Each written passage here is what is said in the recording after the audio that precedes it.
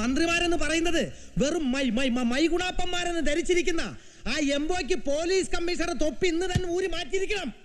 കേരള രാഷ്ട്രീയത്തിലെ എന്റെ പറയല്ലേ? എന്തെങ്കിലും ഒന്ന് പറയൂ കുടശേഖര. ഈ വിക്ക് തന്നെ എപ്പോഴും ബുദ്ധിമുട്ടിക്കുന്നുണ്ടല്ലേ? സംസാരിക്കുമ്പോ മാത്രമേ മുട്ടുള്ളൂ. കേരള രാഷ്ട്രീയത്തിലെ ഭീഷ്മാചാര്യനാണ് മന്ത്രി ആറ്റു അവറാച്ചൻ. അദ്ദേഹത്തെ പോലെ ഒരാളെ നടുറോട്ടിലിട്ട് ആക്ഷേപിക്കുക, എന്നിട്ട് ജനത്തെ കൊണ്ട് കല്ലെറിപ്പിക്കുക, ഒടുവിൽ ബഹുമാനപ്പെട്ട മന്ത്രിയെ കൊണ്ട് പരസ്യമായി മാപ്പ് പറയിപ്പിക്കുക.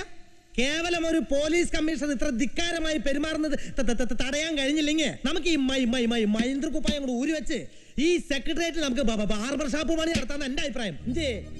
ഒരു ക്യാബിനറ്റ് മിനിസ്റ്റർ ഓർഡറിന് പുല്ലുവില പോലും കൽപ്പിക്കാത്ത ആ തെണ്ടി കരുവറാമോ രാമനാഥന്റെ പേരിൽ എന്ത് നടപടിയെടുക്കും?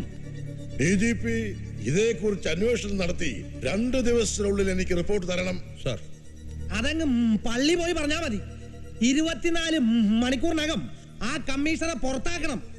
അല്ലെങ്കിൽ ഈ മുന്നണിയിൽ നിൽക്കണമെന്ന് ഞാനും അവറാച്ചനും ഞങ്ങളുടെ 10 MLA-മാരും ഒന്നുകൂടി ആലോചിക്കും. ഈ രാമനാഥനെ അങ്ങനെ വിട്ടാ പറ്റില്ല. ധിക്കാരി മാത്രമല്ല, കൈക്കൂലിക്കാരൻ കൂടി അയാള്. അയാളെ പറ്റി അങ്ങനെ വല്ല പരാതിയുണ്ടോ? ഇല്ല സർ, അങ്ങനെ ഒരു പരാതിയും എന്റെ അറിവിൽ വന്നിട്ടില്ല. പിന്നെ ബഹുമാനപ്പെട്ട മിനിസ്റ്റർക്ക് അറിയാവുന്ന കേസാണെങ്കിൽ ബന്ധപ്പെട്ട ആളിനെ കൊണ്ടൊരു പരാതി തന്നാൽ ഉടൻ തന്നെ ഞാൻ അയാളുടെ പേരിൽ നടപടിയെടുക്കാം. അതിപ്പോ രേഖാമൂലം പരാതി തരാൻ ബുദ്ധിമുട്ടുണ്ടെന്ന് വിചാരിച്ചോ? ചില വൻകിട ബിസിനസ്സുകാരാകുമ്പോ അവർക്ക് പല പ്രശ്നങ്ങളുണ്ടാവും. അഡീഷണൽ DGPക്ക് എന്താ അഭിപ്രായം? സർ, എന്റെ അറിവ് വെച്ചിടത്തോളം ഇവിടെ ബഹുമാനപ്പെട്ട മന്ത്രിമാർ പറഞ്ഞത് വളരെ ശരിയാണ്. മേലാഫീസർമാരോടും കമ്മീഷണർ രാമനാഥൻ വളരെ ധിക്കാരപരമായാണ് പെരുമാറുന്നത്.